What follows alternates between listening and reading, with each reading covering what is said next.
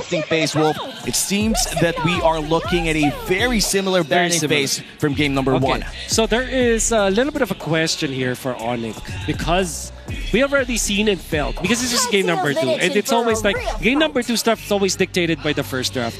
And now with the Kalea being banned, if I'm not mistaken, this is not the ban from the previous game. And yeah, so is Uranus. So I believe that Onic are eyeing to get the Lancelot or the Zushin, with the Lancelot being the bigger priority. And the Lancelot... Oh wait, they actually swapped sides. Oh wait, no. King Kong could potentially get that Lancelot again. Are you actually going to give King Kong the Lancelot again? I feel like if you're Onic Philippines, you just get that Lancelot. Best jungler in the meta right now. I totally agree, but this is Onic. There could be a big curveball in here. I just hope that it's just between Zushin and Lancelot. Indeed, it will be the Jushin. So Omega, are they looking for a Lancelot here for Ryzen? Or are they willing to just get Arlott? Steal away the Arlott. Yeah. I feel like when you're up against a Zushin, it's... Ruby. Oh! Wolf, I know you're a big hater about the early Ruby pickup, but it's happening again. It's already locked in. Lancelot. You pick up Lancelot and then you pick up what? Arlott? Yes. Or maybe if you want to play tank jungle, it's Fredrin Arlott, but you know, Lancelot is still way better. Lancelot Arlott, dude.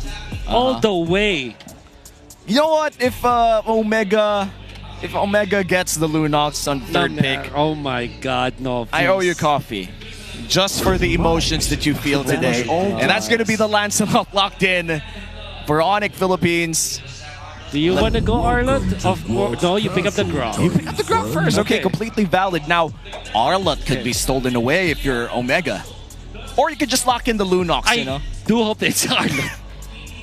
Please don't. It's currently 0-3. You could be the first team to... Hey, this is again Grok Zushin. If you pick up the Lunox in the mid lane, you're just straight up gonna lose the mid lane. And you know what's good? What? What's good? Kagura, Farsa, Valentina. All of which open. They're all open. All right. Give me an L. Give me a U. Oh! But you give me a V. Nice! This is a Vexana. Okay. Currently buffed from our last patch. Okay, so. okay. What does this say? What does this Vexana say? They want to win the mid lane. That's why. Okay. Although the Zushin in the past, when there was still a lot of buffs on the Jushin, I would say that Vexana is not gonna win that matchup. But in this scenario, it might win, especially because the Grok will just block the minion wave, and with the reach that you have with the Farsa, with the Vexana, I mean, you're gonna be much better. Yeah, and considering that you want to maximize another touch with the passive here for Vexana, that might be a step over that smart Omega needs to think over. But Esmeralda ban here, very specific onto Ryota. Although, technically speaking, there's still the likes of the Lapu, if ever, or even the CC here for Ryota. Yeah. CC, Lapu. I would say even Arlott is open to take, which is quite surprising considering how impactful our XP laners are in this meta. And the next few bans here for the side of Omega, do we still double down on XP lane? Seems not. Yeah, no, you don't. Okay, so that's a good ban actually. Claude would have been really good for the side of Onic. Onic can consider banning Dota Esmeralda. Do you ban? I think they're willing to give the Arlott. Okay, so yeah, just a heat check. Heat check here from Onic. Okay, Gatot Gacha still open to take. If you are the side of Omega, you do need a front line apart from the Ruby, but they're gonna go for the Lapu Lapu instead. There you go. Perfect. But no CC, so how do you answer your Lapu Lapu now? Man, I'm telling you, this is a Grok XP lane. They're gonna pick up something along the lines of a Cho for Brusco. Or even the Badang is still open here. And then Moskov, perhaps? No, not Moskov, actually. Granger and Cho, honestly. Or Arlott, actually. Yeah. You know what? Never mind. Never mind what I said. Arlott is much Arlott's better. open, you know. Arlott is way better. Yeah, with the way that Ryota is smiling. Yeah, Arlott Granger. Let's run it back. I agree. Arlott Granger actually looks amazing here. The Granger does provide a lot of range. And there you go. Lock it in, baby. Arlott, let's go. Okay, let's go. Direct attack here for... And then the Lunox. Let's go. Stop. Please, no. Nah, against the Granger, that can't be possible. You won a classic matchup here, like a Moskov or... Even a Bruno, dude. How about Irithel? It has been a while since we've seen a Irithel against a... Wait. No way! Brother! And right at the end, still surprising us, Smart Omega gets a show. Yeah, and looks like Brother it's... in Christ. Double fighter! It's Yisun Shin, you still have a marksman, And the Ruby Gold. and a Ruby Gold. We have yet to see it all, and Smart Omega is showing us the capability of the net standard using the Ruby. Yeah, never done nets. Yeah, never done that. To be fair, this is the classic double fighter lineup so far in MPL Philippines. You get a Yisun Shin, a Lapu-Lapu, and a Ruby. You technically win skirmishes in team fights non-stop, especially with this Vixana. So hopefully that's what we see from Omega if we want to see Game 3. Yeah. You always have to look at the mid lane matchup here. It's Zushin Grok, which will be a little bit passive in the first wave, but is very strong come the second wave. So I think Onic are they have a Welcome to very Mobile good early game Legends. ahead of them. Let's see how will it reflect here onto our round as we see something new again for Netsky, and Super Yoshi still sticking onto the next on his list of comfort heroes that show onto the roam. And this is going to be the first time that Vixana will be played here in Season 16 of MPL. Wait. If we recall, it has been a while. Wait a minute, Haji! First time will be the first blood. Not so much here for Onic That PH hurts. still. Now that I hurts. think about it, the Grok technically has 2 skills if you skill level 1 Yeah. the wall, right? Yeah, the See, passive too. As long as you have the passive and you target it correctly, like what we saw in the previous skirmish, Brusco, maybe that's the direct advantage of having the Grok now. And it's just not just the heavy swing, but also the ability to get that concussive blast. The You're early right. game You're burst is insane here for the new Grok, especially if you build damage. But sadly, it's MPLPH. We won't at see that. damage Grok. And it's so annoying to face up a Grok in the mid lane if you are a static mage like this one, the Vexana. You have to walk in front of the minion wave. Yep. I mean, you have to walk to the minion wave in front of a Grok. And he's gonna smack you with the passive. Yeah, and unfortunately so for Haji, he knows the timing as well. He's easily displaced here with Brusco alone. So it's up to Smart Omega to somehow change things up. But a Grok never changes, especially onto denying and going for the intel here for the jungle of Smart Omega. Yeah, and that's going to be the first turtle about to spawn. And this time, Onic does have a short lead here. Still anybody's ball game. But in terms of wave management, it seems that Onic Philippines does have a big edge. So Ryota being targeted here. Could easily dodge those incoming attacks for Smart Omega as they place and position themselves here on the first turtle being started by King Kong. King Kong holding on to this turtle. James is level 4 as well. Super Friends. This could be a big team fight. Brave Spider, available Flicker as well. The purple will be the objective here as the turtle goes to the hands of Onic Philippines for free. And he's not even going to use his retribution. So get ready for a potential invade. And this time for Ryzen as well. He knows that there's just no way for him to contest and try to swing off the King Kong at first turtle here. Netsky hiding. It's going to be somewhat of an exchange poke around, but never really a first blood yet here on their game. By the way, a little bit of a lane report here between the gold laners. It is actually Netsky winning over Kelra in the first 2 minutes of the game as he was able to deny 1 gold cart away from Kelra. But eventually, I think the gold crabs piled up here for Kelra, eventually getting slight gold lead here against the Ruby gold lane. And we're yet to see a skirmish. Omega thrives on those skirmishes considering that they're running double fighter. So far, James being contacted here by Ryota Ryzen to the rescue. Oh no! But the final slash will miss out. The first blood will be going on to Ryzen. What a combo coming out from Omega. Again, first blood not being in favor of Onic. They're sticking with their MO of not getting so much of the first bloods. And speaking of Kelra, he was able to recover when it comes to the farm because of the double lane setup and obviously the turtle that they were able to take. Unfortunately for Netsky, Ruby is not a hero that can easily go double lane. That's true. So, yeah, well, you do have a lot of dashes, but it's much better if you linchpin your opponents in that lane. And so far for Onic Philippines, their gold lead does grow from 200 to 700, but it's still anybody's game. Omega yet to find a team fight that they want to see. In 20 seconds from now, the next turtle will be spawning. That's the second turtle of the game, and both teams have complete battle spells for when that time comes. Yeah, and for Onic, they just have this luxury of preventing anyone for Smart Omega to actually position themselves first here onto a new objective, spawning in a few seconds. It's going to be really hard here for the side of Omega to find a place if this Rock holds that Pixel Brush. But Netsky already rotating down that turtle pit. This might just be the team fight that Omega wants to see. Okay, here you go. James starting it off. There's going to be the multi-chopper here. The vision is enough, but the damage isn't here for Smart Omega. Getting for a kill here. Haji going in. Wow. But Super Prince on the other hand, and even Kelra getting multiple hits in a row. Double kill this early. Oh my goodness. The gold standard with the gold standard things when it comes to positioning. Look at the way that he's able to output the damage. In fact, Super Yoshi already had his eyes set on Kelra, but there's just enough movement coming out from Kelra that is able to dodge Super Yoshi and then able to punish afterwards. We're gonna see it in 4K once again through this replay. And it's very clear that Kelra was able to get out of harm's way. Super Yoshi kicked Ryota, which was a good target anyways.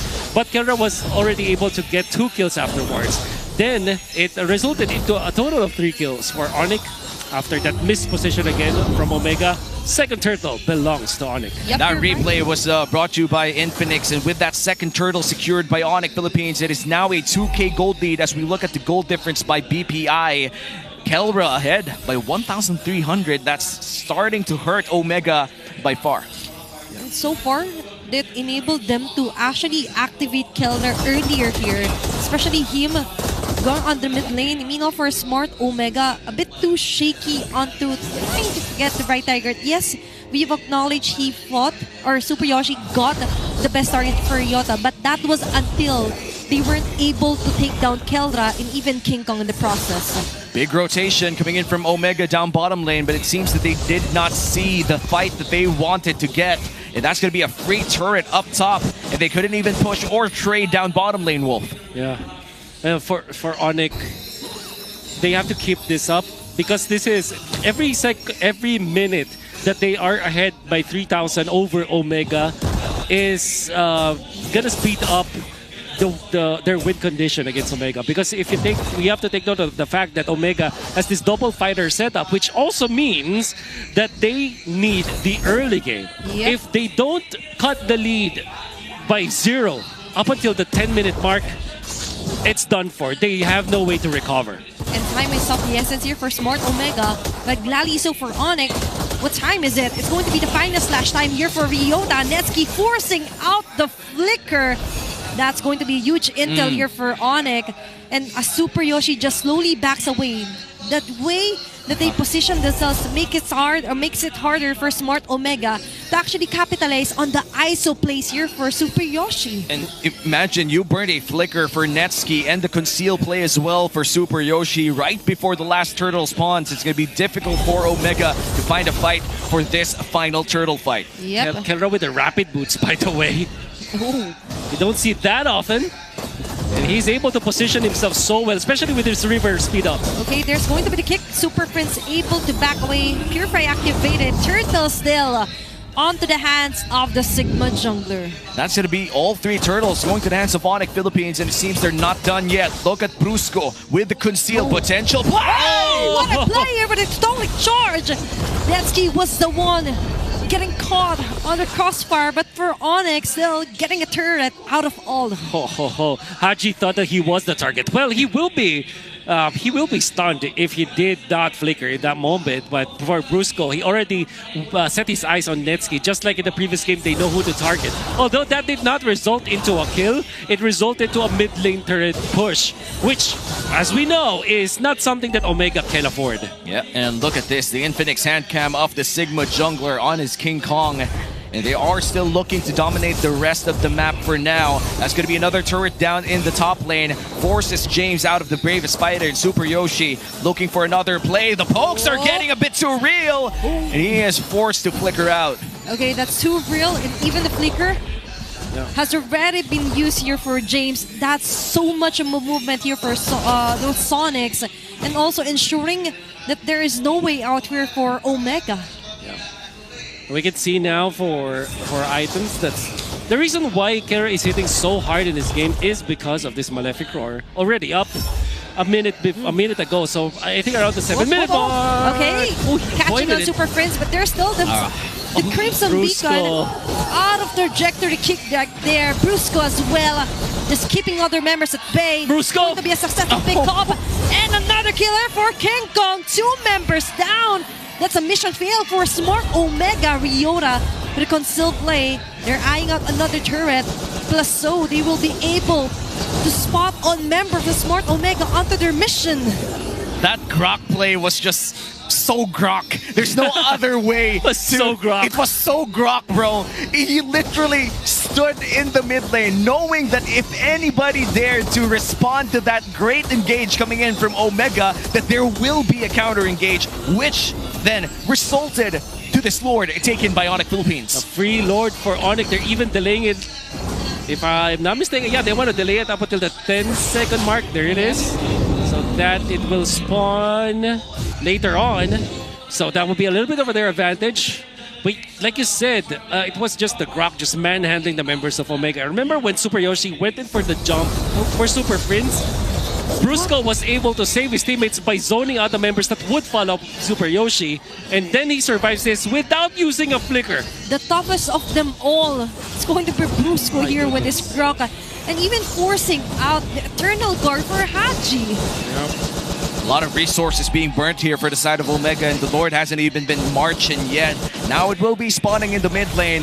The blessings are still up here down bottom lane, but top lane and mid lane is a different story altogether for Omega. And looking at the damage dealt, Kelra and Super Friends leading the charge here for Onic Philippines. Meanwhile, James has been tanking and dealing a lot of damage as the Lord marches down mid lane. This might just be a big fight if Brusco finds another play. Still a clear way here for Super Sonics to get an inhibitor turret on the Smart Omega. Wow. What a nice freaking rampart here for Brusco, the toughest of them all. And Netsky as well. And with a double tectonic charge catcher onto Haji. Ryzen is going down.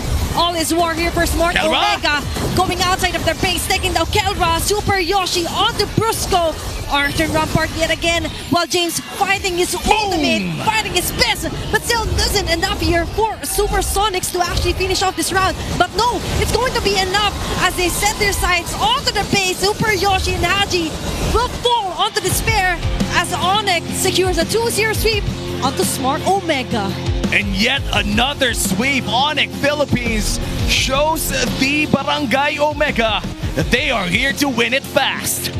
And honestly, it was a similar draft from game number 1. Only the gold laners were changed for Onic, as it was the Granger in game number 2. Game number 1 was the Claude. Same result as well, especially in the mid lane matchup, especially in the first turtle fight. This was telegraphed from Onic, and they looked very comfortable against this Omega squad. And this Omega squad did bring out new heroes. A lot of experimentation going on in this series against Onic Philippines. Game 1, they showed Hellkurt Gold Lane on the hands of Netsky. And then game number 2, they go in for a buffed Vexana in the mid lane in the hands of Haji, and also a double fighter setup. A lot of guts to actually pull that off against the M-Series defending champions. Yeah, we do appreciate innovation and new heroes being shown here onto our season, but I think it's not yet the time for a mission complete here for Smart Omega. And Smart Omega, they will be recovering for the next few matches. I do feel like they still have a game this weekend. Let me check on that. Yep. Yeah. I think they're Tomorrow. Who are they up against tomorrow? Aurora. Oh my goodness. It's going to be what a hard match. Well, right now, we will be going to the main stage to talk with the victors of this matchup. Let's go to main stage for Onic Philippines. And there we have it for the Super Family. A sweep for Onic Philippines. Grabe yung mga fans nyo ngayon. King Kong, napakaganda at napakalinis ng pinakita nyong laban ngayong araw. Bumati ka naman sa mga fans. Punong-puno na naman, full house na naman ang ating MPL Arena. Hello everyone! Alright, so alam natin, merong nag-comeback sa MPL Philippines. Once again, welcome back, Ryota! Ryota, welcome back. Ito, par. Alright, bro, I gotta ask you, so, nung going into this week, going to this match, naalam mo na, okay, lalaro ako. Meron bang tumatakbo sa isip na gusto ko ipakita na may asim pa ako, kaya ko pa to? May ganun ba? Or para sa'yo, trabaho lang? Siguro excited lang, saka saka di ko naman iniisip yung yung parang may kailangang patunayan sa ibang tao. Parang ine-enjoy ko lang kapag, ang nasa isip ko lang, enjoying ko sa tuwing maglalaro ako. Okay, so really, yung main focus is, hindi naman na mayroong ang hinahabol na something to prove, gusto mo lang talaga mag-enjoy. Mukhang nag-enjoy ka talaga sa match na yun. And off match kasi, nagbabasketball tong Onic Philippines. Nakita ko yung energy mo, Ryota. Oo. How was the adjustment with the team? Especially since ngayon ka lang ulit pumasok this season. Yung adjustment ko sa nila, di naman naging mahirap. Kasi since nung MSC pa lang, close ko na silang lahat eh. Saka bago pa ako pumasok sa nila. Kaya di rin ako nahirapan mag-adjust. So ibang bonding talaga ng Super Family. And right here with me ay ang isang legend talaga ng MPL Philippines, Coach Hayes. Dalawang mic daw para sa'yo. Sobrang cheer ka ng Super Family. At hindi natin masasabi na successful ang MPL nang wala ka. How do you feel about it na ikaw ang isa sa tinitingala since the past seasons pa ng ating liga? Masaya. Yan na ba yung masaya niya talaga? Ano sasabihin? Ano sasabihin ni Hate? Hate, may sasabihin ka raw. Parang nagulat si Hate na parang, wait, may sasabihin pa talaga. Ano daw masasabi mo na siyang tinitingala niyo dito sa ating liga? Wala po. Siya din tinitingala ko eh. Ikaw daw ang tinitingala niya. And Coach Hayes, from being a player to a coach right now, paano mo naipapasa sa kanila yung mindset na meron ka as a player before? Usual lang po. Usap-usap. Pero yung pinakamaganda po is parang coachable po silang lahat. Kaya sobrang dali lang mag-adjust from player to coach. Okay. King Kong, ba't parang natatawa ka na sinabing coachable? Totoo ba yun? Coachable ba kayo lahat? Totoo po, lalo na po si Brusco. Sobrang coachable niya po, sobrang asin lahat, pinapakinggan niya. Niro-roll call nila lahat ng mga members, no? Parang lahat sila may gusto ng moment na para Oo magsalita. nga. But actually, there's someone here who wants to say something about Coach Hayes. Ayan. So, alam natin kasi, Coach, why not? Coach Hayes is honestly one of the most mysterious figures sa MPL Philippines. So, maybe you can open the curtain a bit. What's one of your favorite things about working with Coach Hayes? Ano yan, masipag yan. Tapos, yun nga, tahimik kasi siya eh. I mean, yun yung alam ng public. Pero sobrang sweet niyan sa mga players in a sense na grabe yan mag-alala. Lalo na kunyari may something sa mga players. Isa siya sa mga unang nakakapansin. Tapos sabihan niya ako, kausapin niya ako. Tapos sa gym time nila, kasi si Coach Hayes yung lagi nilang kasama sa gym eh. So doon niya nakakausap lagi lalo yung mga players. And I think that's the secret of being a super family. Meron silang a bonding and it translated to the win today. Once again, give it up for your winners, Onic Philippines! You may now take your bow.